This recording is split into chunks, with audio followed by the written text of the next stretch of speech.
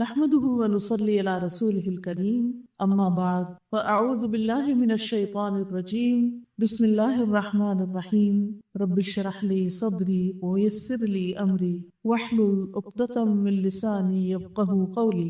ہم سب کو نیکی کا شوق تو ہوتا ہے، لیکن کبھی یہ معلوم نہیں ہوتا کہ نیکی ہے کیا اور کس وقت کون سی نیکی کرنی ہے، اور کبھی نیکی سامنے ہوتی ہے اور ہمیں نظر نہیں آتی، اور کبھی نیکی نظر بھی آ رہی ہوتی ہے اور کرنے کا شوق نہیں ہوتا۔ تو آئیے آج ہم دیکھتے ہیں کہ کون کون سے کام نیکی ہیں اور کس طرح ہم کو پھر کیا جائے، کس رفتار سے کرنا چاہیے، صحابہ کرام کا طریقہ کیا تھا۔ تو سب سے پہلے نیکی کا لفظ جو ہے اس کو سمجھنے کی ضرورت ہے۔ عربی میں نیکی کے لیے لفظ بر استعمال ہوتا ہے، البر، اور بر جو ہے اس میں سچائی، اطاعت، خیر و بھلائی اور فضیلت والے کام یہ سب شامل ہوتے ہیں۔ بر یا برو کا لفظ اس وقت بولا جاتا ہے جب کوئی آدمی نیک ہوتا ہے، اسی لیے آپ نے دیکھا ہوگا والدین کے ساتھ نیکی اور نیک سلوک کو بر الوالدین کہتے ہیں۔ کبھی آپ نے یہ لفظ کتابوں میں پڑھا بھی ہوگا، بر الوالدین، والدین کے ساتھ نیکی کرنا یعنی ان کے ساتھ اچھا سلوک کرنا۔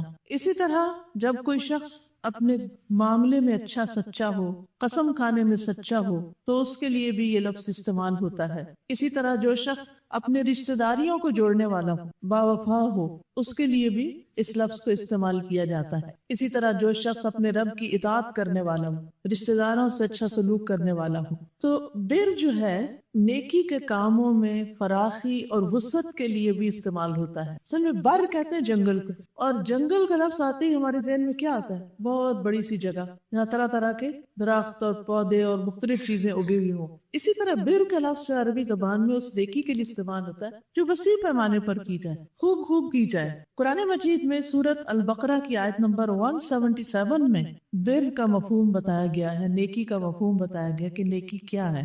اللہ سبحانہ وتعالی فرماتے ہیں لَيْسَ الْبِرَّ أَن تُوَلُّوا وُجُوهَكُمْ قِبَلَ الْمَشْرِقِ وَالْمَغْرِبِ وَلَكِنَّ الْبِرَّ مَنْ آمَنَ بِاللَّهِ وَالْيَوْمِ الْآخِرِ وَالْمَلَائِكَةِ وَالْكِتَابِ وَالنَّبِيِّينَ وَآتَى الْمَالَ عَلَى حُبِّهِ ذَوِي الْقُرْبَى وَالْيَتَامَى وَالْمَسَاكِينَ وَابْنَ السَّبِيلِ وَالسَّائِلِينَ وَفِي الرِّقَابِ وَأَقَامَ الصَّلَاةَ وَآتَى الزَّكَاةَ وَالْمُوفُونَ بِعَهْدِهِمْ إِذَا عَاهَدُوا وَالصَّابِرِينَ فِي الْبَأْسَاءِ وَالضَّرَّاءِ وَحِينَ الْبَأْسِ أُولَئِكَ الَّذِينَ صَدَقُوا وَأُولَئِكَ هُمُ الْمُتَّقُونَ۔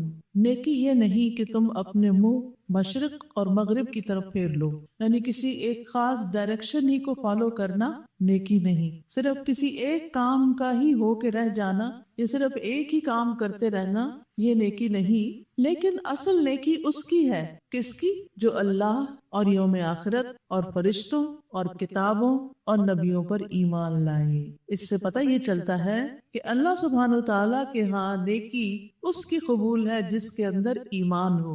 اگر ایمان نہیں تو انسان نیکی کے بڑے سے بڑے کام کرتا رہے، اس کو آخرت میں کچھ بھی اجر نہیں ملے گا، اسے کچھ بھی حاصل نہیں ہوگا۔ تو اس لیے بہت ضروری ہے کہ ہم سب کو اپنے ایمان کی سب سے پہلے فکر ہونی چاہیے۔ بہت سے لوگوں کے ذہن میں یہ سوال آتا ہے کہ کچھ لوگ مسلمان نہیں لیکن نیکی کے بڑے بڑے کام کرتے رہتے ہیں، ساری زندگی اچھے کام کرتے رہتے ہیں، تو کیا ان کو کچھ نہیں ملے گا؟ تو بات یہ ہے کہ وہ نیکی کے کام بظاہر نیکی کے کام ہیں، لیکن جزوی کام ہے، پارشل ہے، کمپلیٹ نیکی نہیں۔ اور سب سے بڑھ کر اللہ کی نگاہ میں جسے سب سے پہلی نیکی قرار دیا گیا وہ نیکی نہیں، اور وہ نیکی کیا ہے؟ جس نیکی کے بغیر باقی نیکیاں قبول ہی نہیں ہوتی۔ یہ بالکل ایسا ہی ہے کہ جیسے آپ ایک بہت ہرا بھرا خوبصورت پھلدار درخت کہیں سے کاٹ کے کسی اور جگہ لا کے کھڑا کر دیں اور اس کے نیچے اپنی جڑ اور بنیاد کچھ بھی نہ ہو، تو اس درخت کا کیا حال ہو؟ کیا وہ گرو کرے گا؟ کیا وہ ہرا بھرا ہی رہے گا، یا چند ہی دنوں کے اندر پیلا زرد پڑ جائے گا اور آخر سوکھ کر گر جائے گا اور اس کا پھل بھی بیکار ہو جائے گا؟ اسی طرح جب تک انسان کے اندر ایمان نہیں ہوتا، اللہ کو انسان نہیں مانتا، یا اللہ کو تو مانتا آخرت کے دن کو نہیں مانتا، یا اللہ کو بھی مانتا آخرت کو بھی مانتا لیکن فرشتوں کو نہیں مانتا، اور اگر وہ فرشتوں کو مانتا لیکن کتابوں کو نہیں مانتا یا نبیوں کو نہیں مانتا، تو اس کی یہ نیکی نہیں، اس کا ایمان نہیں۔ ایمان کے جتنے بھی ارکان ہیں ان میں سے ایک رکن کا بھی انکار گویا سارے ارکان کا انکار ہے۔ تو یہ بہت ضروری ہے۔ آپ کتنے بھی کائنڈ ہو، کیئرنگ ہو، کچھ بھی ہو، لیکن اگر ایمان میں خرابی ہے، عقیدے میں خرابی ہے، تو باقی چیزیں قبول نہیں. یہ میں نہیں کہہ رہی، یہ ہمارا دین بتا رہا ہے، یہ ہماری کتاب بتا رہی ہے. اگر ہم اپنے آپ کو مسلمان کہتے ہیں اور مسلمان ہوتے ہوئے نیکی کرنا چاہتے ہیں تو سب سے پہلے اپنے ایمان کا جائزہ لینا چاہیے کہ کہیں مجھے ان میں سے کسی بات پر کوئی شک تو نہیں. الحمدللہ ہم سب ان چیزوں پر ایمان رکھتے ہیں. یہاں تقدیر کا ذکر نہیں کیا گیا، لیکن حدیث سے ہمیں تقدیر کا بھی پتہ چلتا ہے. اسی لیے آپ ایمان مفصل کو جب دہراتے ہیں تو والقدر خیرہ وشرہ من اللہ تعالی والبعث بعد الموت، یہ الفاظ بھی عموماً ایمان کی تفصیلات میں آپ ادا کرتے ہیں. دوسری بات یہ کہ ایمان لانے کے بعد اگلا کام کرنے کا کیا ہے؟ وآت المال، مال دے، مال خرچ کرے، دینے والا ہو. کیونکہ انسان کے اندر مال کی محبت کوٹ کوٹ کے بھری ہوئی. سورۃ العادیات میں آتا ہے وَإِنَّهُ لِحُبِّ الْخَيْرِ لَشَدِيدٌ، اور بے شک وہ مال کی محبت میں بڑا شدید ہے، بہت سخت ہے. اور ایک حقیقت ہے کہ مال کی محبت ہمارے دلوں میں تھوڑی یا زیادہ بہرحال ہے. اسی وجہ سے وہ بعض اوقات کہتے ہیں نا، چمڑی جائے پر دمڑی نہ جائے، یعنی لوگ اپنی جان تک دے دیتے ہیں، بڑا رسک لے لیتے ہیں، لیکن اپنے مال کے لیے اتنے زیادہ حریص ہوتے ہیں. اب جو چیز بھی اللہ کی محبت کے راستے میں آڑے آئے اس کو قربان کرنا ضروری. یعنی نیکی کا کانسیپٹ کیا ہے کہ اپنے رب کے لیے انسان یا اپنے رب کی محبت اور اجر پانے کے لیے انسان ہر اس چیز کو راستے سے ہٹاتا جائے، دیتا جائے، خرچ کرتا جائے جو اس کی راہ میں رکاوٹ بنے. تو وہ آت المال، دے مال. کہاں دے؟ کس کو دے؟ علی حبہ، اس کی محبت کے باوجود، یا اللہ سبحانہ وتعالی کی محبت کے ساتھ. کس کو دے؟ ذوی القربا، رشتہ داروں. رشتہ داروں کو دو. سب سے پہلا حق ان کا بتایا، کیونکہ رشتہ داروں کو دینا ہمیں بہت مشکل لگتا ہے. ہم بعض اوقات باہر دینا پسند کرتے ہیں، اوروں پر خرچ کرنا ہمیں آسان لگتا ہے، لیکن رشتہ داروں کو خرچ کرنا مشکل لگتا ہے، کیونکہ ہمیں یہ ڈر ہوتا ہے نا پھر وہ ہمارے برابر آ جائیں گے. لیکن یاد رکھیے، جو کام جتنا مشکل لگتا ہے اس پر اجر بھی اتنا ہی زیادہ ہوتا ہے. ذوی القربا والیتامی، اور یتیموں پر خرچ کرے، کیونکہ یتیموں کا کوئی پرسان حال نہیں ہوتا. عام طور پر ماں باپ سر پہ نہیں ہوتے. جن بچوں کے ماں باپ سر پہ ہوتے ہیں تو ماں باپ کو خوش کرنے کے لیے بعض اوقات ان کے بچوں کو بھی کچھ نہ کچھ لے دے دیتے. لیکن جہاں ماں باپ دنیا سے ہی چلے جائیں تو پھر کیا حال ہو؟ تو ایسی صورت میں یتیموں کا حق بتایا گیا. والمساکین، اور مسکین. مسکین کون ہے؟ جن کے پاس اتنا نہیں کہ ان کی بنیادی ضروریات پوری ہو سکیں. جیسے گھر ہے تو کھانے کو نہیں، 2 وقت کی روٹی پوری ہوتی ہے تو بچوں کو پڑھانے کے لیے مال نہیں، فیس کی رقم نہیں، فیس پوری ہوتی ہے تو کتابیں اور باقی چیزیں نہیں دے سکتے. تو مساکین وہ ہوتے ہیں کہ جن کی اتنی آمدنی نہ ہو کہ جس سے وہ اپنے بیسک نیسیسٹیز جو ہیں لائف کی وہ پوری کر سکیں. یہ کرائیٹیریا ہوتا ہے. فقیر وہ ہوتا ہے جس کے پاس کچھ ہے ہی نہیں، کچھ بھی نہیں، خالی ہے بالکل. لیکن مسکین ہے صحیح، لیکن اتنا نہیں کہ جس سے ساری ضرورتیں پوری ہوں. اور اس میں ہم اپنے بہن بھائیوں کو، قریبی رشتہ داروں کو زیادہ بہتر طور پہ جانتے ہیں، جس کو عام طور پہ ہماری زبان میں سفید پوش کہا جاتا ہے، کہ جو اپنا بھرم بھی رکھنا چاہتے ہیں، کسی کے آگے ہاتھ بھی نہیں پھیلانا چاہتے، لیکن شدید ضرورت مند ہوتے ہیں اندر سے. تو ایسے لوگوں کو دینا زیادہ اجر و ثواب کا باعث ہے. پھر وابن السبیل، اور مسافر. والسائلین، اور سوال کرنے والے. کہتے ہیں کہ سوالی اگر گھوڑے میں بھی چڑھ کے آئے تو اس کے سوال کو رد نہ کرو، یعنی اگر کوئی دور سے بھی آ گیا ہے کوئی ضرورت مند تو اس کو دو. وہ پھر رقابی، اور گردنیں چھڑانے میں، آزاد کرنے میں غلاموں کو. یہ تو ہے مال سے متعلق کچھ ہدایات. اس کے بعد فرمایا وہ اقام الصلاۃ، اور نماز قائم کرے. نیکی کیا ہے؟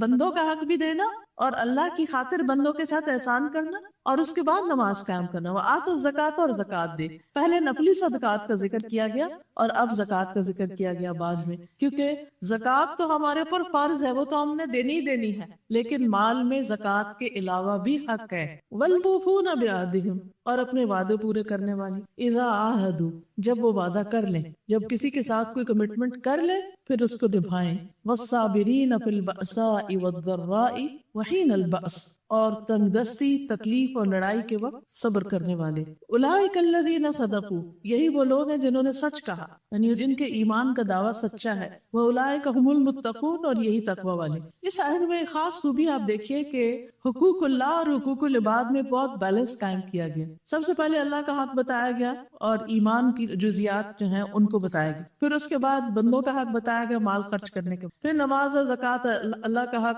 پھر ادھر توجہ دلائے گی، پھر وعدہ پورا کرنا اور صبر کرنا، پھر بندوں کا حق. تو اس طرح دونوں چیزیں. پھر آپ دیکھیے کہ یہاں پر نیکی کے علاوہ اولئک الذین صدقوا، یعنی یہ لوگ سچے لوگ ہیں. تو سچائی صرف زبان کی سچائی نہیں ہوتی، سچائی عمل کی سچائی بھی ہوتی. اور پھر وَأُولَئِكَ هُمُ الْمُتَّقُونَ، اسی کا نام تقوی بھی ہے. تو نیکی، تقوی، سچائی، یہ سب ایک دوسرے کے لیے لازم و ملزوم. حدیث میں نیکی کی تعریف کیا کی گئی ہے؟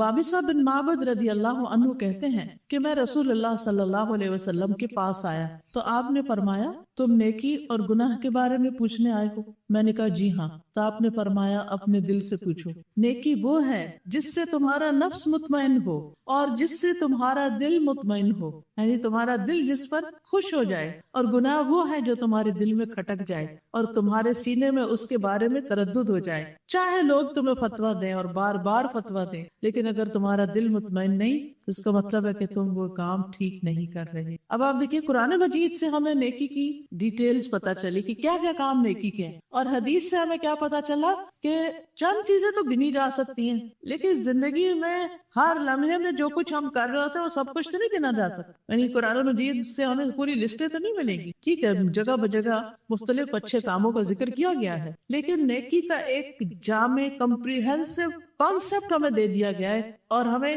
ایک معیار دے دیا گیا ہے کہ جب تم کوئی کام کر رہے ہو تو اس کے کرتے وقت اور کرنے کے بعد اپنے دل کا جائزہ لو، کیا فیل ہوتا ہے، کیسے لگتا ہے. کچھ کام ایسے ہیں جن کو بعض اوقات ہم نیکی سمجھ کے نہیں بھی کرتے، لیکن ایسی کسی کی مدد سمجھ کے انسانیت کی وجہ سے کر دیتے ہیں. لیکن آپ نے دیکھا ہوگا کہ کرنے کے بعد ہمارے دل کا حال کیا ہوتا ہے، اتنا خوش ہوتا ہے اور پھر وہ اتنی لائٹ فیلنگ ہوتی ہے. تو اس کو کہتے ہیں نیکی. حالانکہ آپ نے کہیں نہیں پڑھا کسی قرآن کی آیت میں یا حدیث میں کہ اگر کسی شخص کا کچھ کھو جائے اور گر جائے اور تمہیں اس کا پتہ چلے تو تم اس کے گھر پہنچا کے آ جاؤ بغیر کسی اجرت کے. لیکن جب آپ کسی کی پریشانی دور کرتے ہیں اور کسی کی مدد کرتے ہیں تو آپ کے اپنے اندر کیا سکون ہوتا ہے. پچھلے دنوں میرے بیٹے کا والد کھو گیا تو لائسنس بھی اس میں تھا، وہ گاڑی چلانے کا بھی مسئلہ ہو گیا، لیکن اگلے ہی دن کوئی شخص لیٹر باکس میں چھوڑ کے چلا گیا. یہ بھی نہیں پتا وہ اللہ کا بندہ تھا کون، لیکن دل سے اس کے لیے دعا نکلی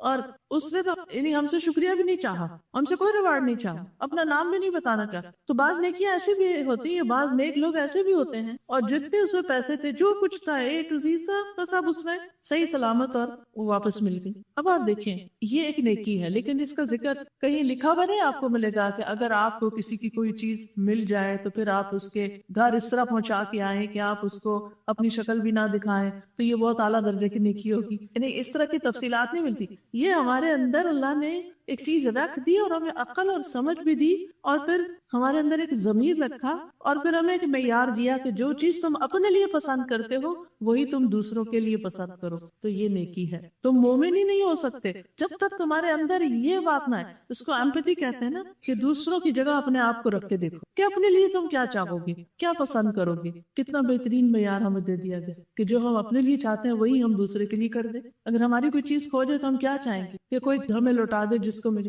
تو اسی طرح اگر کسی کی کھو گئی اور ہمارے بس میں ہے کہ ہم لوٹا دیں جا کے تو ہمیں بھی پھر وہی کرنا چاہیے. اسی طرح اور بھی بہت سے ایسے کام، مثلاً آپ کسی ایسی جگہ پر ہیں کہ کوئی شخص آپ کو جانتا نہیں لیکن اچانک اس کو کسی مدد کی ضرورت ہے، کسی کو کوئی ہارٹ اٹیک ہو گیا ہے، کوئی گر گیا ہے، کوئی کچھ. اب آپ کو نہیں میرے تو رشتے دار نہیں، میں تو نہیں جانتا کون، تو اس لیے میں تو آگے نہیں بڑھ سکتا. نہیں، انسانیت کے نام پر بھی بعض اوقات بہت سی چیزیں ہمیں سمجھ آتی ہیں اور اس میں ہمیں بظاہر کوئی ریوارڈ ملنے والا نہیں ہوتا. دنیا میں ہمیں کوئی اس نیکی کا ثواب نہیں دے سکتا، لیکن ہمارا دل کہتا ہے کہ ہمیں یہ کرنا چاہیے کہ ہمارا ایک انسانی فریضہ ہے. تکلیف میں کوئی بھی شخص ہے اس کی مدد کرنی، تو کرنے کے بعد جب کیفیت ایک دفعہ ہماری ہو جاتی ہے تو نیکسٹ ٹائم اگر ایسی اپرچونٹی آئے تو اس کو اویل کر لیں، اس کو جانے نہ دیں ہاتھ. اور اسی طرح کچھ کام ایسے ہوتے ہیں جو ہوتے غلط ہے لیکن لوگ کہتے ہیں نہیں نہیں مجبوری ہے اور ضرورت ہے، مگر اس کے باوجود آپ کے دل میں وہ کھٹکھٹ ڈالے ہی رکھتے ہیں. ایسی چیزوں کو چھوڑ دینا چاہیے.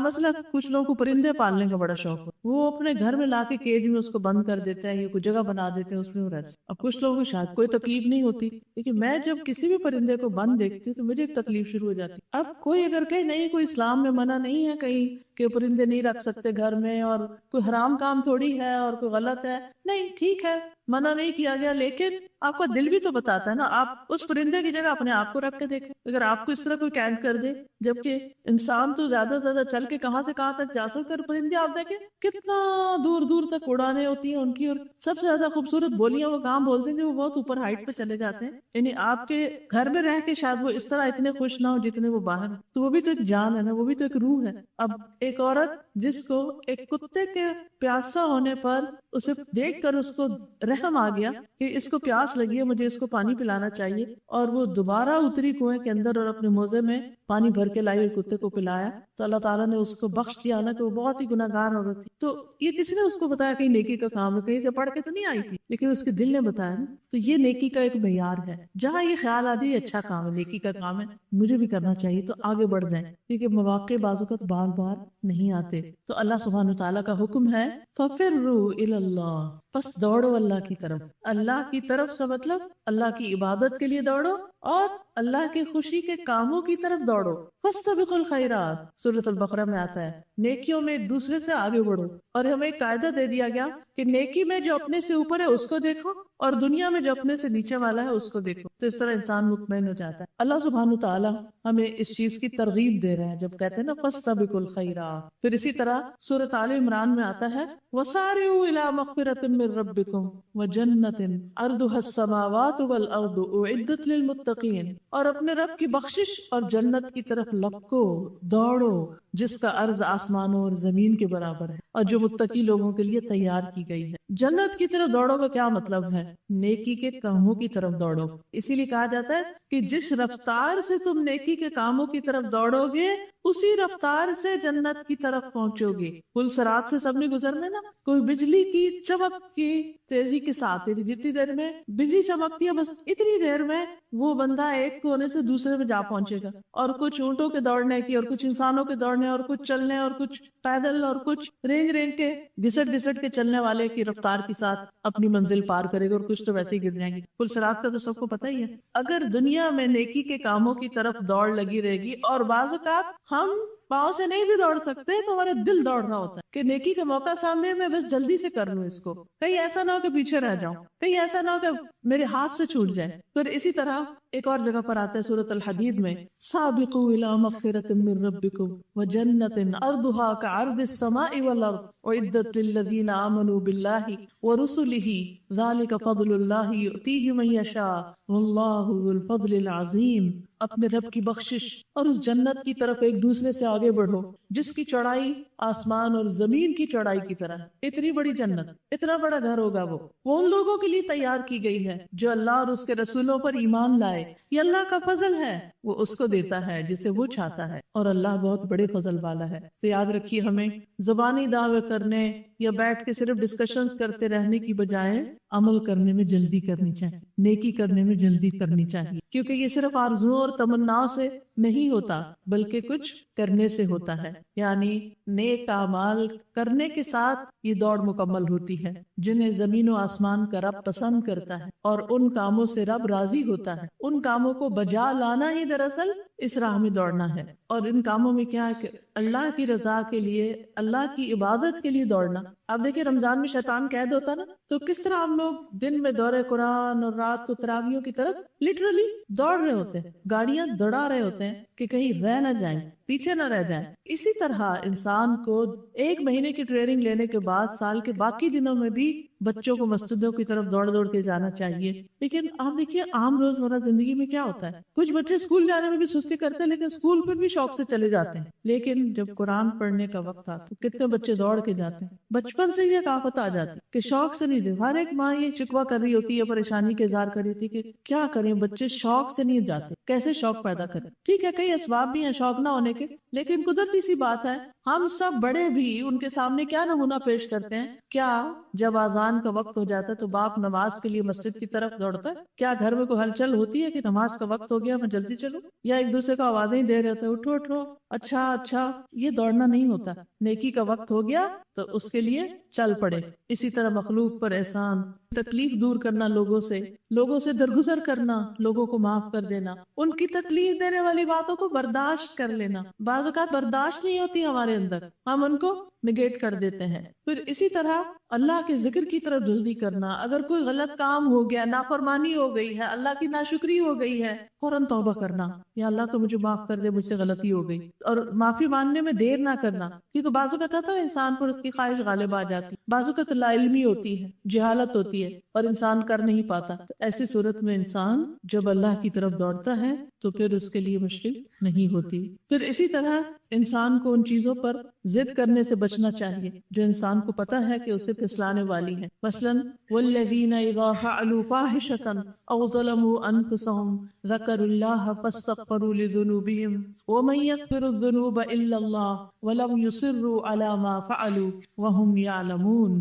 ایسے لوگوں سے جب کوئی فحش کام ہو جاتا ہے، بے حیائی کا کام ہو جاتا ہے، یا وہ اپنے اوپر ظلم کر بیٹھتے ہیں، تو انہیں فوراً اللہ یاد آ جاتا ہے اور وہ اپنے گناہوں کی معافی مانگنے لگتے ہیں۔ اور اللہ کے سوا اور کون ہے جو گناہوں کو معاف کر سکے، اور وہ جانتے بوجھتے اپنے کیے پر اصرار نہیں کرتے۔ یہ ہے دوڑنے والے اللہ کی راہ میں، یہ ہے نیکی کی طرف سبقت کرنے والے، یہ ہے نیکیوں میں آگے جانے والے، اور اسی دوڑ کا اور اسی کمپٹیشن اور اسی مقابلے کا ہمیں حکم دیا گیا ہے۔ اور اللہ کے مقرب فرشتوں کی بھی یہی صفت ہے۔ کیا؟ قرآن مجید میں سورۃ النازعات میں آتا ہے فالسابقات سبقا فالمدبرات امرا، پھر جو آگے نکلنے والے ہیں دوڑتے ہوئے، سابقات، سابق کہتے ہیں دوڑنے والے کو، سبقت کرنا ہوتا ہے آگے بڑھنا، یعنی اللہ سبحانہ وتعالیٰ قرآن مجید میں ہمیں فرشتوں کی اگزامپل سے بات سمجھا رہے ہیں کہ کس طرح فرشتے جب اللہ کا کوئی حکم انہیں ملتا ہے تو اللہ سبحانہ وتعالیٰ کا حکم سننے کے لیے اور اسے بجا لانے کے لیے دوڑ پڑتے ہیں، ذرا بھی دیر نہیں لگاتے۔ صرف کن کہنے کی دیر ہوتی ہے کہ جس چیز کو حکم ملتا ہے انسانوں کے علاوہ، جس چیز کا بھی حکم ملتا ہے فوراً کر گزرتے ہیں۔ انما امرہ اذا اراد شیئا ان یقول لہ کن فیکون، کہ اس کا معاملہ تو یہ ہے کہ جب وہ کسی کام کے کرنے کا ارادہ کرتا ہے، کسی چیز کا، اذا اراد شیئا تو کیا کہتے ہیں، انما یقول لہ، اس چیز کو کہتا ہے کن، ہو جاؤ، بن جاؤ، وہ ہو جاتی ہے، دیر نہیں لگاتی۔ ساری مخلوق اس کی اطاعت کے لیے اس طرح دوڑ رہی، اور فرشتے بھی فالسابقات سبقا۔ ہاں، انسانوں میں سے بھی کچھ ہوتے ہیں جن میں خاص طور پر انبیاء، ان کی صفت قرآن مجید میں ہی بتائی گئی ہے سورۃ المؤمنون 61 میں، اولئک یسارعون فی الخیرات وہم لہا سابقون۔ یہ وہ لوگ ہیں جو نیک کاموں میں جلدی کرتے ہیں اور یہی ان کی طرف آگے نکلنے والے، یعنی انبیاء علیہ السلام عام انسانوں کی نسبت نیکی کے کاموں میں جلدی کرتے تھے، آگے آگے نکل جاتے تھے۔ سورۃ الانبیاء میں آتا ہے انہم کانوا یسارعون فی الخیرات ویدعوننا رغبا ورہبا وکانوا لنا خاشعین، کہ بے شک وہ نیکیوں میں جلدی کرتے تھے، نیکی کے کاموں میں جلدی کرتے تھے، سستی نہیں۔ سستی کس کی علامت ہے؟ منافقین کی۔ اور ہمیں رغبت یعنی خوشی کے ساتھ اور خوف سے ڈر کے پکارتے تھے، اور وہ ہمارے ہی لیے عاجزی کرنے والے تھے، ہمارے آگے جھکنے والے، یعنی نیکی کا انہیں کو غرور نہیں ہوتا تھا۔ دنیاوی معاملات میں تو آپ نے دیکھا ہوگا عام طور پر لوگ جب کوئی ان کو اچیومنٹ ہوتی ہے تو کس طرح وہ اپنے آپ کو پروجیکٹ کر رہے ہوتے ہیں، یا کس طرح کی ایکسائٹمنٹ شو کر رہے ہوتے ہیں، لیکن دین والے یا نیکی میں آگے بڑھنے والے یا نیکی کے کام کرنے والے فخر نہیں جتاتے، اپنے آپ کو نمایاں نہیں کرتے، انسانوں سے اس کا بدلہ نہیں چاہتے، بلکہ ان کے اندر اس نیکی کی وجہ سے اور ہمبلنس آ جاتی اور خشوع آ جاتا ہے، وہ اللہ کے آگے جھک جاتے ہیں۔ نبی صلی اللہ علیہ وسلم جب کوئی معاملہ پیش آتا تھا تو فوراً نماز کی طرف دوڑتے تھے، خوشی کی بات ہوتی تو آپ سجدے میں گر جاتے تھے، جہاں ہوتے وہی سجدہ کر لیتے تھے۔ تو کس بات کی علامت ہے؟ مکہ فتح ہوا تو آپ کی کیفیت کیا تھی کہ آپ سر جھکا کے آگے بڑھ رہے تھے، مکہ میں داخل ہو رہے تھے۔ صحابہ کرام کے بارے میں آتا ہے کہ مختلف اعمال میں وہ نیکیوں میں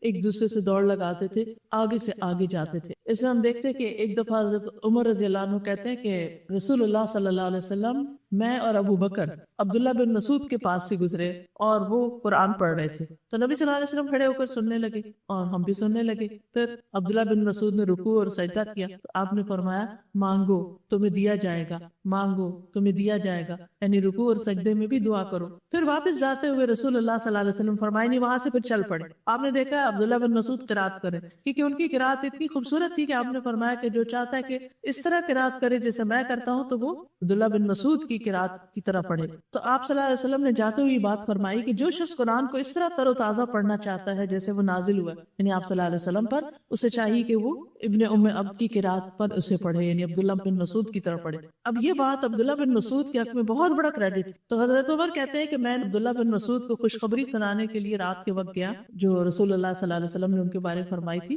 جب میں نے ان کا دروازہ کٹکھٹایا تو انہوں نے میری آواز سنی، کہا کہ اس وقت رات کے وقت آپ یہاں کیوں تشریف لائے؟ کہنے لگے میں اصل میں آپ کو خوشخبری سنانے آیا ہوں کہ آپ کی قرات کو آپ صلی اللہ علیہ وسلم نے اتنا پسند کیا ہے. تو انہوں نے کہا ابو بکر آپ پہ سبقت لے گئے ہیں، یعنی وہ آپ سے پہلے ہی مجھے آ کے بتا چکے. تو عمر کہتے ہیں کہ اگر انہوں نے ایسا کیا تو وہ نیکیوں میں بہت زیادہ آگے بڑھنے والے ہیں. میں نے جس معاملے میں بھی ان سے مقابلہ کیا وہ ہر معاملے میں مجھ سے آگے بڑھ گئے، ہر چیز میں آگے بڑھ گئے. تو بعض لوگ ہوتے ہیں تباً نیکی پہ جلدی کرنے والے، سستی نہیں ہوتی ان کی، بعض لوگوں کو ایفرٹ لگانی پڑتی، لیکن اللہ سبحانہ تعالیٰ کا چونکہ حکم ہے فاستبقوا الخیرات، نیکیوں میں دوڑ لگا دو، آگے بڑھ جاؤ. تو ہمیں بھی اس کے لیے کوشش کرتے رہنا چاہیے. اور نیکی کا کام چھوٹا ہو یا بڑا ہو اسے شوق سے کرنا چاہیے، بوجھ سمجھ کے نہیں، مصیبت سمجھ کے نہیں. حضرت ابو بکر کے بارے میں آتا ہے کہ ایک مرتبہ رسول اللہ صلی اللہ علیہ وسلم اپنی مجلس میں بیٹھے ہوئے تھے تو آپ نے صحابہ سے پوچھا تم میں سے آج کون روزے سے ہے؟ تو ابو بکر کہنے لگے کہ میں. آپ نے فرمایا آج تم میں سے کون کسی جنازے پر گیا؟ ابو بکر کہتے ہیں میں. آپ نے فرمایا تم میں سے آج کسی نے مسکین کو کھانا کھلایا؟ ابو بکر نے کہا میں. آپ نے فرمایا آج تم میں سے کس نے مریض کی عیادت کی ہے؟ ابو بکر نے کہا میں. تو رسول اللہ صلی اللہ علیہ وسلم نے فرمایا یہ سب کام جب کسی آدمی میں جمع ہو جاتے ہیں تو وہ ضرور جنت میں داخل ہو جاتا. اچھا ہم جب کوئی ایک نیکی کر لیتے ہیں تو ہم اسی پر ہی راضی ہو کے بیٹھے کہ وہ کر لیا نا، کافی ہے نا، میں یہ جو کرتی ہوں. کئی لوگوں کی بھلائی بندگان خدا کی خدمت میں دن رات لگے رہتے ہیں، گھر جا کے نماز نہیں پڑھتے کہ تھک گئے. اگر ان سے کہا جائے تو کہتے دیکھیں نماز پڑھنے والے میں نے اتنی زیادہ لوگوں کی خدمت کی، میرے لیے وہی کافی نہیں. عبادت اپنی جگہ، اللہ کا حق اپنی جگہ اور بندوں کا حق اپنی جگہ. تو اس لیے بہت ضروری ہے کہ انسان کسی نیکی کو ہاتھ سے جانے نہ دے، جب پتہ چلے تو چل پڑے، اللہ یہ کہ کوئی بہت ہی مجبوری ہو لیکن آپ کے دل میں اس وقت بھی تڑپ ہو کاش میں یہ کر سکتا، کاش میرے بس میں ہوتا تو میں ایسا ضرور کرتا. تو اللہ تعالیٰ آپ کے اندر کی تڑپ اور نیت کی جو سچائی ہے وہی قبول کر لے گی. مومن کی جو نیت ہے، کہتے ہیں کہ مومن کی نیت اس کے عمل سے بہتر ہوتی ہے، مومن کی جو نیت ہے وہ بھی اس کو بہت آگے تک لے جاتی. اب اس میں آپ دیکھیے کہ بعضوں کو چھوٹی چھوٹی نیکیاں ہوتی ہیں اور اپرچونٹی بھی ہوتی ہے لیکن ہم نہیں کرتے. مثلا سلام کرنا. اظہر رضی اللہ عنہ فرماتے ہیں کہ رسول اللہ صلی اللہ علیہ وسلم نے میرے لیے کھجور کی ایک زنبیل یا ایک باسکٹ کہہ لیں دینے کا حکم دیا جو انصار کے ایک شخص کے پاس تھی، لیکن اس نے دینے میں کچھ دیر کر دی. تو میں نے حضور صلی اللہ علیہ وسلم سے گفتگو کی کہ آپ نے میرے لیے کہا تھا کہ وہاں کھجوریں ہیں کسی کے پاس، تو ابھی تک وہ مجھے ملی نہیں، تو اب کیا کروں؟ تو آپ نے ابو بکر رضی اللہ عنہ سے فرمایا کہ ابو بکر ذرا ان کے ساتھ جاؤ اور تم اس کی کھجوریں لے دو. تو وہ کہتے ہیں کہ ابو بکر رضی اللہ عنہ نے مجھ سے مسجد میں وعدہ کیا کہ جب ہم صبح کی نماز پڑھیں گے تو پھر اس کے بعد وہاں چلیں گے، اپائنٹمنٹ بنا لی. چنانچہ میں نے ان کو وہاں پایا جس کا انہوں نے مجھ سے وعدہ کیا تھا، وہ مل گئے مجھے، تو ہم چل دیے. بس جب کوئی آدمی ابو بکر رضی اللہ عنہ کو دور سے دیکھتا تو آپ کو سلام کر دیتا. ابو بکر نے مجھ سے کہا کہ کیا تم ان کی فضیلت کو نہیں دیکھ رہے ہو، ان کی نیکی کو نہیں دیکھ رہے ہو جو اس قوم کو تم پہ حاصل ہو رہی ہے، یہ تم سے نیکی میں آگے بڑھ رہی ہے، یعنی سلام پہلے کر کے. بس تم میں سے کوئی پہل نہ کرنے پائے، یعنی کوئی اور تم سے آگے نہ بڑھے، یعنی اپنے ساتھی کو کہہ رہے تم پہل کرو سلام میں. تو کہتے ہیں جب بھی کوئی دور سے شخص نظر آتا تو اس کے سلام کرنے سے پہلے ہم اس کو سلام کر لیں. ہم میں سے کتنے لوگ صرف اس کام میں سبقت کرتے ہوں کہ میں پہل کر لوں، ہم تو اسی چکر میں پڑے رہتے ہیں. وہ چھوٹا ہے نا، اس کو سلام کرنا چاہیے، وہ آنے والا نا، شرعی حکم یہی ہے کہ آنے والا پہلے سے موجود لوگوں کو سلام کرے وغیرہ وغیرہ. بہت ساری ترتیب تو ہے. نبی صلی اللہ علیہ وسلم تو بچوں کو بھی آگے بڑھ کے خود سلام کر لیتے. حالانکہ حکم کیا ہے کہ چھوٹوں کو چاہیے کہ بڑوں کو سلام کریں، لیکن نبی صلی اللہ علیہ وسلم خود آپ کا طرز عمل کیا تھا سکھانے کے لیے کہ آپ پہل کر لیتے تھے. اب دیکھیے اگر صبح سویرے ہمارے گھر میں، ہم سب کے گھروں میں صرف یہ ایک سنت رائج ہو جائے کہ جو پہلے اٹھے جس کے پاس ہی گزرے سلام کرے، اور پھر اگر دروازہ نوک کرے کسی کو جگانے کے لیے تو سلام سے پہل کرے. گھر میں جب چھوٹے بڑوں کو، بڑے چھوٹوں کو سلام کریں گے، سلام سے دن کا آغاز ہوگا تو خود بخود ایک کنیکشن. آپ دیکھیں سو کے اٹھ کے سب کا موڈ آف ہوتا ہے، اس میں کوئی بھی پھر سلام نہیں کرنا چاہتا، بلکہ کوئی کرے بھی تو وہ بھی چپتا ہے. لیکن اس میں اگر آپ نیکی سمجھ کے، سنت سمجھ کے اس کو رواج دیں گے، چھوٹے بچوں کو بھی اگر آپ جگائیں تو ان کو بھی پیار سے السلام علیکم، اور اس کے بعد جو بھی بات آپ نے کرنی ہو وہ کریں. تو صبح صبح سلامتی کی دعائیں اور سارا دن سلامت رہے. اور سلام جو ہے محبت پیدا کرتا ہے. جس گھر میں لڑائی جھگڑا وہاں سلام عام کر لیں, کم ہو جائیں گی لڑائیاں. اصل میں سلام کرنا کیا ہے؟ کسی کو اور پہل کرنا, دوسرے کو رسپیکٹ دینا, دوسرے کو ویلکم کرنا, دوسرے کو یہ بتانا کہ میرے دل میں تمہاری بہت جگہ ہے. تو جب ہم ایک چھوٹی سی سنت پر بھی عمل کرتے ہیں تو برکتیں ہی برکتیں نازل ہو. پھر اسی طرح اجر کمانے کے لیے آگے بڑھنا. آپ کو یاد ہوگا کچھ لوگ نبی صلی اللہ علیہ وسلم کے پاس آئے, کہنے لگے کہ مالدار لوگ تو بہت اجر کما گئے, وہ نمازیں پڑھتے ہم بھی پڑھتے, وہ روزے رکھتے ہم بھی رکھتے, سب کام انگلی, لیکن وہ صدقہ خیرات بہت کرتے تو ہم سے اجر میں آگے بڑھ جاتے. تو آپ نے فرمایا کہ اچھا تم 33 بار سبحان اللہ الحمدللہ اللہ اکبر 34 بار پڑھ لو. تو یہ بات ان کو بھی پہنچ گئی صدقہ خیرات کرنے والوں کو. تو یہ لوگ پھر آئے آپ کے پاس, کہنے لگے کہ اللہ کے رسول اب تو وہ بھی کرنا لگ گئے. تو ہم فرمایا یہ اللہ کو فضل ہے, جسے چاہتا ہے دیتا ہے. تو بات یہ ہے کہ ہمیں یہ نہیں دیکھنا چاہیے اچھا چونکہ میں صدقہ خیرات بہت کرتا ہوں تو اس لیے ذکر نہیں بھی کیا تو کیا ہوا. نہیں, ذکر اپنی جگہ, صدقہ خیرات اپنی جگہ. حریص اس بات کا ہونا چاہیے کہ جو چیز پڑھے, جو چیز جانے, جاتوں سے اسی وقت کر لیں یا نوٹ کر لیں اپنے پاس کہ میں نے یہ اور یہ کام زندگی میں کرنے ہیں, ارادہ کر لیں, کوئی ڈائری بنا لیں, کسی جگہ لکھ لیں. اور اس سے فائدہ کیا ہوگا کہ کہیں نہ کہیں موقع آ ہی جائے گا. اگر آپ نے سچی نیت سے ارادہ کر کے وہ لکھ لیا نا کہ یہ میں نے کرنا ہے, کیونکہ ہر وقت ماحول سازگار نہیں ہوتا. کبھی ماں باپ اجازت نہیں دیتے بچیوں کو, کبھی شادی کے بعد شوہر اجازت نہیں دیتا, کبھی بچے چھوٹے ہو جاتے ہیں, کبھی کچھ ہو جاتا ہے, کبھی کچھ, اور بہت سی حسرتیں دل میں لیے آگے ہم بڑھتے رہتے ہیں. ایسے میں کیا کریں, لکھتے جائیں, میں یہ بھی کروں گی, میں یہ بھی انشاءاللہ کروں گی, اس کا ٹائٹل لکھ دیں انشاءاللہ, اور نیچے لکھتے جائیں سارے کام اچھے. کچھ چیزیں مال سے تعلق رکھتی ہیں, کچھ کسی کی خدمت سے, اور اگر نہیں بھی ہو سکا تو اجر تو لکھا ہی جائے گا. اور اگر لکھا ہوگا تو آپ کو یاد آ جائے گا میں نے اپنے سے وعدہ کیا تھا کہ یہ کام میں ضرور کروں. خاص طور پر وہ خواتین جو قرآن مجید پڑھ رہی ہیں, حدیث پڑھ رہی ہیں, ان کے سامنے کئی اپرچونٹیز آتی ہیں, ان کو کئی نئی باتوں کا پتہ چلتا ہے, نیکی کے چھوٹے چھوٹے کام بڑے بڑے اجر والے, اور فوری طور پر کبھی وہ کام کرنا نہیں آتا, کبھی وہ موقع نہیں ہوتا تو رہ ہی جاتا ہے, پھر بھول ہی جاتا ہے. تھنگس ٹو ڈو کی لسٹ بنائی ہوتی ہے نا ہم نے دنیا کے سارے کاموں کی. ہم اپنا ڈے پلان جب کرتے ہیں یا ویک پلان کرتے ہیں تو سارے کام لکھ لیتے ہیں, ہم یہ اور یہ کریں گے, لیکن پھر کیا ہوتا ہے, نہیں ہو جاتے, پھر اگلے دن لکھتے ہیں, پھر آگے لکھتے, جب تک ہو نہیں رہتا ٹک نہیں کرتے اس کو. ایسی نیکی کے کاموں کی بھی ٹو ڈو لسٹ بنا لیں کہ کبھی تو کریں گے نا انشاءاللہ. تو بھلائی کے کاموں میں جلدی کرنا اور ان کے نیت اور ارادہ کرنا, یہ انسان کا اللہ کے ساتھ ایک معاملہ ہوتا ہے, اور انسان کے اندر اللہ تعالیٰ اس کی سچائی کو دیکھ. کچھ لوگ جنہیں تبوک میں جا نہیں سکے تھے, لیکن جب آپ واپس آ رہے تو فرمایا کچھ لوگ جو پیچھے مدینہ میں رہ گئے, لیکن وہ جس گھاٹی کو تم نے عبور کیا وہ تمہارے ساتھ اجر میں تمہارے ساتھ برابر کے شریک تھے, کیونکہ انہیں عذر نے روک لیا تھا. تو جب عذر روک لیتا ہے تو پھر کوئی بات نہیں, اور اگر عذر کے بغیر انسان سستی کرتا ہے تو پھر معاملہ مختلف ہو جاتا ہے. تو یاد رکھیے جو دنیا میں نیکی میں جلدی کرتے ہیں وہ جنت کی طرف بھی جلد پہنچ جائیں گے. قرآن مجید میں آتا ہے اولئک یسارعون فی الخیرات وہم لہا سابقون, یہ لوگ ہیں جو نیک کاموں میں جلدی کرتے ہیں اور یہی ان کی طرف آگے نکلنے والے ہیں. اور سابقون جو ہیں وہ ہی مقربون ہیں. اب دیکھیے دنیا میں ہم سب کس کے قریب ہونا چاہتے ہیں, جو ہمیں بہت محبوب ہو, ہم اس کے پاس جانا چاہتے ہیں, اس کے پاس رہنا چاہتے ہیں, اس کے ساتھ بیٹھنا چاہتے ہیں, اس کے آس پاس رہنا چاہتے ہیں, لیکن پاسبل نہیں ہوتا ہمیشہ. تو کچھ لوگ ہیں ان کو اللہ کے قرب کا بڑا شوق ہوتا ہے کہ مجھے اللہ تعالیٰ اپنے قریب کر لے, مجھے اپنے چنے ہوئے بندوں میں شامل کر لے, مجھے اپنا محبوب بنا لے. خاص طور پر وہ لوگ جو اللہ سے محبت کرتے ہیں, ان کے دل کی یہ چاہت ہوتی ہے کہ اللہ سبحانہ و تعالیٰ بھی ان سے محبت کرے, اور بیٹھے بیٹھے اللہ کی یاد میں ان کی آنکھوں سے آنسو بہنے لگتے ہیں. لیکن اس کے لیے کیا کرنا ہوگا, نیکیوں میں جلدی کرنی. فرمایا والسابقون السابقون اولئک المقربون فی جنات النعیم ثلۃ من الاولین وقلیل من الآخرین. اور جو پہل کرنے والے ہیں وہی آگے بڑھنے والے ہیں, یہی لوگ مقرب ہیں جو نعمتوں والے باغوں میں ہوں گے. پہلوں میں سے بہت ہوں گے, پچھلوں میں سے کم, یعنی بعد کے ادوار میں کم.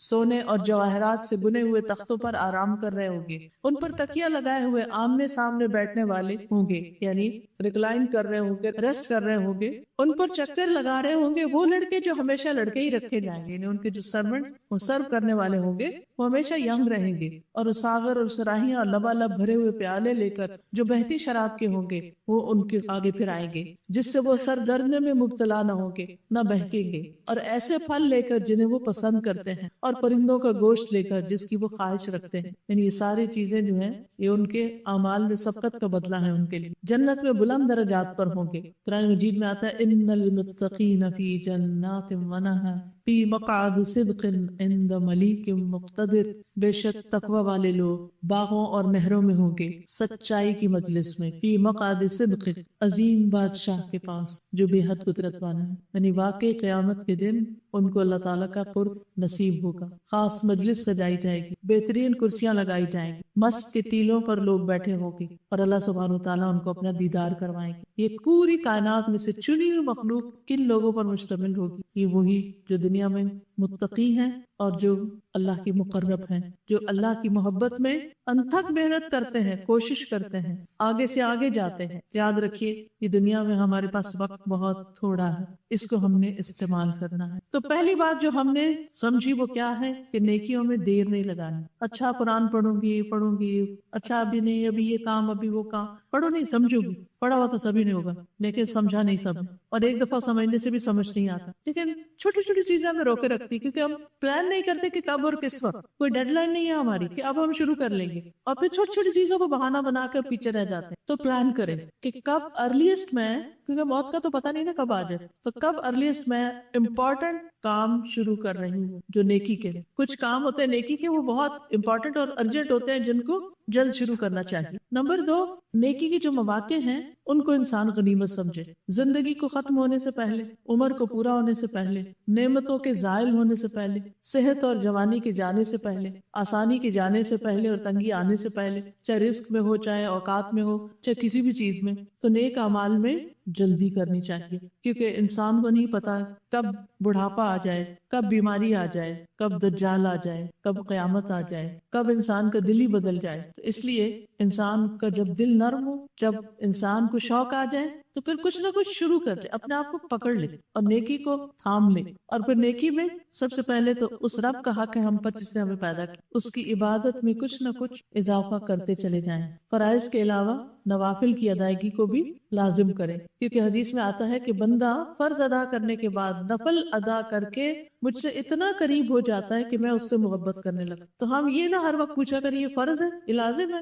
یہ ضروری ہے، نہیں، جب ایک چیز کے بارے میں بتا دیا گیا کہ یہ اچھی چیز ہے تو اس کو فرض نفل پہ نہ تولیں، اسے کر لیں، اور اگر فرض نہیں بھی تو نفل تو ہو گئی نا، اللہ کی محبت کے قابل تو بنائے گئی۔ پھر اسی طرح نماز پڑھتے ہوئے تھوڑا قیام لمبا کر لینا، تھوڑا رکوع میں تسبیحات زیادہ پڑھ لینا، راتوں کو اٹھنے کی کوشش کرنا، لمبی لمبی راتیں آ رہی ہیں آپ کے پاس، اللہ کی خوشنودی کے لیے روزے رکھنا، اللہ کے راستے میں خرچ کرنا، کثرت سے اللہ کا ذکر کرنا، اللہ کے کلام سے محبت کرنا اور اس کو پڑھنا اور سمجھنا، یہ اللہ کے حقوق میں سے چند باتیں یاد دہانی کے لیے۔ پھر والدین کے ساتھ، یہ انبیاء کی خصوصی صفت رہی ہے کہ وہ اپنے والدین کے ساتھ ہمیشہ اچھا سلوک کرتے تھے، کیونکہ اللہ کے حق کے بعد سب سے بڑی نیکی ماں باپ کے ساتھ حسن سلوک ہے۔ پھر اسی طرح والدین کی خدمت کو لازم کر لینا، اگر وہ قریب ہے، دور ہے تو مالی مدد سے کسی نہ کسی طرح ان کا ساتھ دینا، مثلا اگر بزرگ ہو گئے ہیں اور آپ خود نہیں ان کی خدمت کر سکتے تو ان کے لیے کسی سرونٹ کا ارینج کر دیں، اس کی پے کا بندوبست کر دیں، کسی ایسی سہولت کو بندوبست کر دیں کہ جو آپ کو اللہ نے مال میں وسعت دی ہے اس سے آپ ان کے لیے زندگی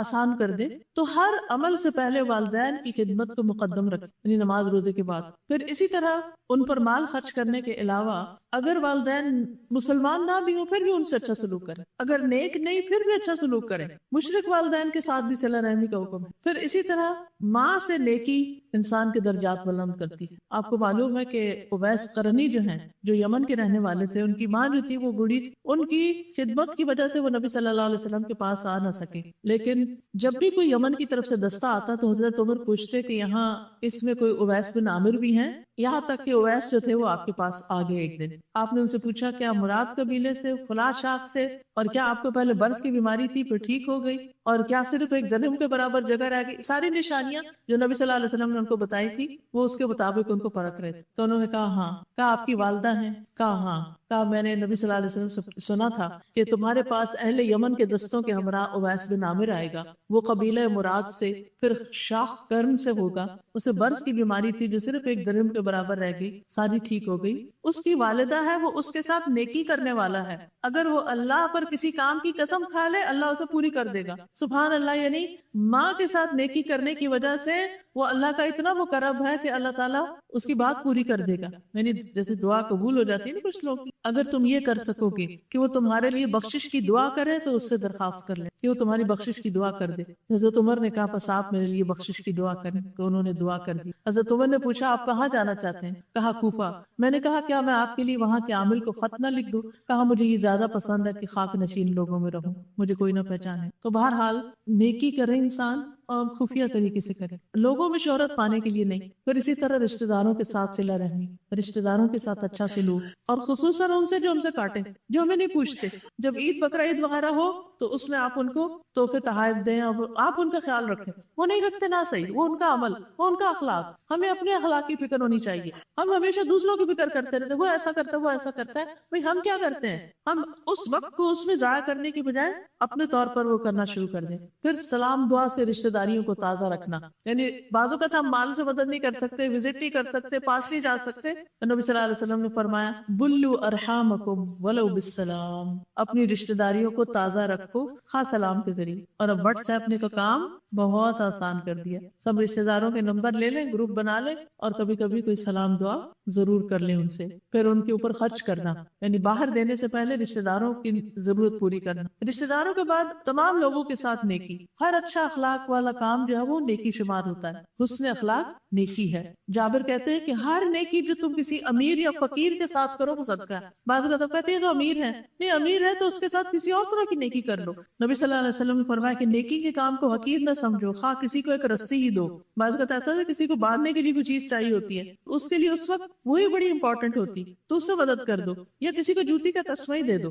چھوٹی سے چھوٹی چیز دینا بھی کافی ہے. تو لوگوں کے لیے فائدے کا بنے. لوگوں نے نبی صلی اللہ علیہ وسلم سے پوچھا اللہ تعالیٰ کو کون سے لوگ پیارے ہیں اور کون سے عمل اچھے لگتے ہیں؟ آپ نے فرمایا وہ لوگ اللہ کو زیادہ محبوب ہیں جو دوسرے لوگوں کے لیے سب سے زیادہ فائدے کے ہوں، ہر ایک کو فائدہ پہنچائیں، اس میں بخل نہ کریں. آپ کسی کو فائدہ پہنچائیں گے کئی گنا زیادہ بڑھ کے واپس آپ ہی کی طرف آئے گا. تو کسی کی بھی خیر اور بھلائی کرنے سے رکے نہیں. پھر مسکرا کے دیکھنا، پھر حشاش بشاش چہرے سے ملنا، پھر سلام کو عام کرنا، دوسرے سے اچھی بات کرے، منفی باتیں نہ کریں، دل خوش کرنے والی باتیں کریں. کسی کو کھانے پینے کے لیے کوئی چیز آفر کر دینا، کسی کے لیے پانی کا بندوبست کر دینا. نبی صلی اللہ علیہ وسلم نے فرمایا آدم کے بیٹے کے کل 360 جوڑ یا ہڈیاں ہوتی، ہر روز ہر جوڑ کی طرف سے صدقہ ادا کرنا لازم ہے. ہر اچھی بات صدقہ ہے. آدمی کا اپنے بھائی کی مدد کرنا صدقہ ہے. پانی کا ایک گھونٹ پلانا بھی صدقہ ہے، وہ بھی ہمارے جسم کا صدقہ ادا ہو رہا ہوتا ہے. اسی طرح کسی کو لفٹ دے دینا، سواری میں مدد کر دینا، سامان اٹھا لینا، کسی کا اٹھا کے رکھ دینا، راستہ دکھانا، کسی کی وحشت اور تنہائی دور کرنا، کسی کا ڈپریشن دور کرنا.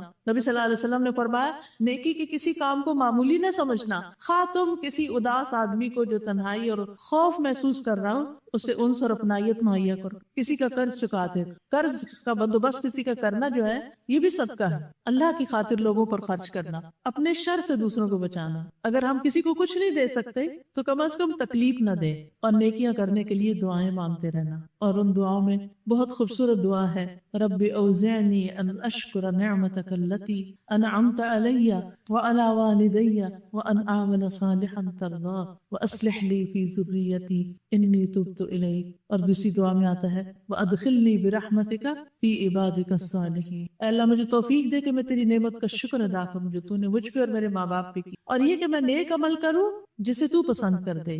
وان اعمل صالحا ترضاه، اور اپنی رحمت سے مجھے اپنے نیک بندوں میں شامل، کیونکہ نیکی کرنے والا ہی نیک ہوتا ہے اصل. اور پھر یہ دعا بھی اللہم انی اسألک فعل الخیرات وترک المنکرات وحب المساکین وان تغفر لی وترحمنی واذا اردت فتنة فی قوم فتوفنی غیر مفتون واسألک حبک وحب من یحبک وحب عمل یقرب الی حبک. اے اللہ میں تجھ سے سوال کرتا ہوں نیک کام کرنے کا، برائیوں سے بچنے کا، مسکینوں سے محبت کرنے، اور یہ کہ تو مجھے معاف کر دے اور تو مجھ پر رحم فرما. اور جب تو کسی قوم کی آزمائش کا ارادہ کرے تو مجھے فتنے میں مبتلا ہونے سے پہلے موت عطا کر دے. اور میں تجھ سے تیری محبت، تجھ سے محبت کرنے والوں کی محبت اور تیری محبت کے قریب کرنے والے اعمال کی محبت کا سوال کر. تو اللہ تعالیٰ سے دعا کریں کہ اللہ تعالیٰ ہمیں زیادہ سے زیادہ نیکیوں کی توفیق عطا فرمائے۔ قرآن مجید میں آتا ہے من جاء بالحسنۃ فلہ عشر امثالھا، جو ایک نیکی کرے گا اس کا بدلہ 10 گنا کم از کم، اور زیادہ بھی ہے اگر انسان واقعی کرنے والا ہو۔ اب نیکی کے کاموں میں سے ایک کام یہ ہے کہ ہم اللہ کا ذکر کریں۔ حدیث میں آتا ہے مثل الذی یذکر ربہ والذی لا یذکر ربہ مثل الحی والمیت، اس شخص کی مثال جو اپنے رب کو یاد کرتا ہے اور اس کی جو یاد نہیں کرتا ایسے ہی ہے جیسے زندہ اور مردے کو فرق۔ ذکر کرنے والا زندہ ہے اور ذکر نہ کرنے والا مردے کی طرح ہے، جس سے کوئی خیر ہی نہیں حاصل ہو رہی، کٹی ہوئی شاخ کی طرح جس سے کچھ بھی اگتا نہیں، کچھ بھی بڑھتا نہیں۔ سبحانک اللہم و بحمدک، اشہد ان لا الہ الا انت، استغفرک و اتوب الیک۔ السلام علیکم و رحمۃ اللہ وبرکاتہ۔